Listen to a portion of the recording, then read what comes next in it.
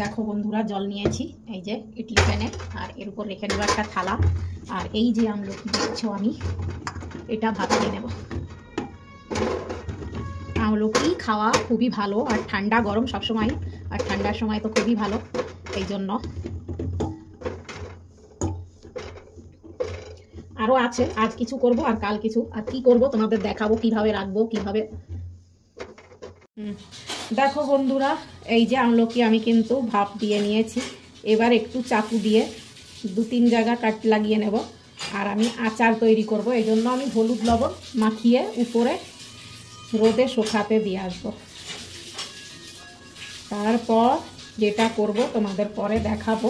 আর কিছুটা আমি বানাবো, যেটা ট্রেনের ভেতর পাওয়া যায় যেমন খেতে হয় সেই ধরনের একটু বানিয়ে নেব, এটাও তোমাদের দেখাবো। একটু হলুদ মাখিয়ে আমি ভাপ দিয়ে নিয়েছি, যেহেতু আচার তৈরি করব তাই হলুদ মাখিয়ে আমি একটু রোদে রেখে নেব, বেশি সময় না। আর লবণ আমি দেব না, ভাপ দেওয়া আছে এই জন্য লবণ এখন দেব না, রোদে দিয়ে আসব। আমলকি আচার তৈরি করার জন্য এখানে আমি কিন্তু আদা রসুন নিয়েছি পেস্ট করে, যেটা মোটা করে। এখানে আছে জয়িন, এখানে আছে কালো জিরে, হলুদ সরিষা, আর এখানে হিং, এখানে আছে সরিষা, জিরে, মৌরি, আর হচ্ছে মেথি, যেটা মৌরির পরিমাণ একটু বেশি নিয়েছি, যেমন 2-2.5 চামচ এখানে নিয়েছি। 1 চামচ জিরা, সরিষা 1 চামচ মতো, এখানে মেথি আধা চামচ।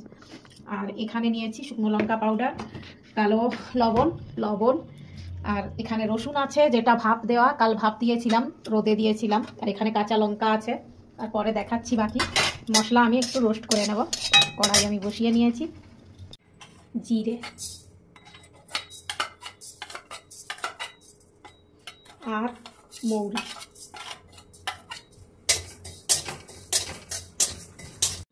এখানে আমি গোলমরিচও দিয়ে নেব আগে থেকেই করে নিয়েছি। এবার সরিষা আর মেথি দিয়ে নেব। মেথি বেশি ভাজা হলে, মানে রোস্ট বেশি হলে আবার তেতো ভাবটা বেশি হবে। সঙ্গেই দিয়ে নেব হলুদ, যে সরিষার ডাল, একে বলে সরিষা, মানে সরিষা টুকরো করা আছে হলুদ। নামিয়ে নেব।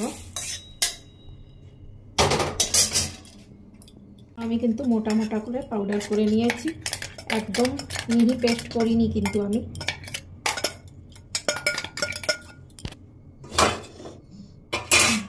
এখানে কড়াইতে দিয়ে নেব অয়েল।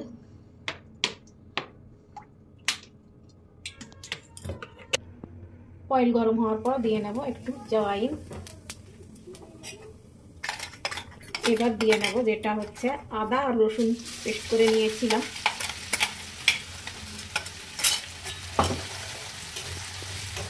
এখানে আমলকি আমি ভাপ দিয়ে নিয়েছিলাম, আরও রোদেও দিয়ে নিয়েছিলাম হলুদ মাখিয়ে। এখানে আমলকিও আমি দিয়ে নেব সামান্য একটু।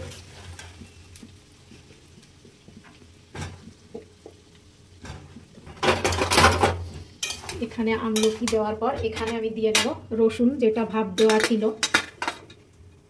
এটাও আমি একটু নাড়িয়ে নেব অয়েলের ভেতর দিয়ে। দিয়ে নেব এই যে কাঁচা লঙ্কা। গ্যাসের ফ্লেম লো করে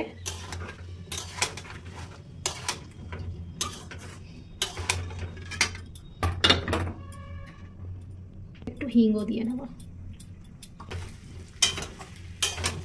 হলুদ দিয়ে নিয়েছি, ঝালওয়ালা লঙ্কা পাউডার।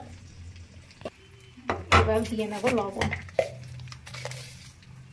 লবণটা তোমরা তোমাদের স্বাদ অনুযায়ী, কিন্তু আচার একটু বেশিই লাগে, পরেও দেওয়া যাবে একটু কালো লবণ। দিয়ে নেব একটু কাশ্মীরি রেড চিলি পাউডার কালারের জন্য।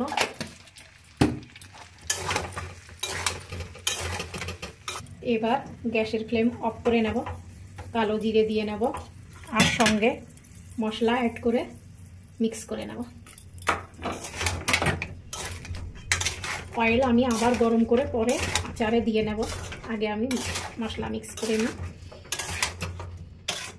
এর ভেতর চাইলে তোমরা পরে রসুন কাঁচা লঙ্কা অ্যাড করে দিতে পারো। আমি কিন্তু রসুন একটু ভাপ দিয়ে নিয়েছিলাম, যেহেতু জলদি জলদি খাওয়া যাবে, নাইলে রসুন গলতে চাইবে না আর আচারটা বেশি জলদি খাওয়া হবে না। এই জন্য যেহেতু আমলকি একটু ভাপ দেওয়া আছে, রসুনও ভাপ দিয়ে নিয়েছি, এবার 1-2 দিনের ভেতর কিন্তু এই আচারটা খাওয়া যায়।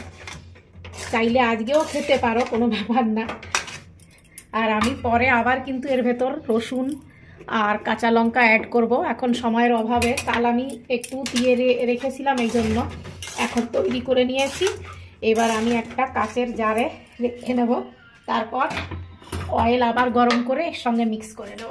আর আমার রেসিপি যদি তোমাদের ভালো লাগে লাইক কমেন্ট শেয়ার করতে ভুলো না, আর পাশে থেকো, ভালো থেকো। এখানে দেখো আমার এই যে জার, এর ভেতর আমি রাখবো। অয়েলটা আমি পরে আবার গরম করে অ্যাড করে নেব।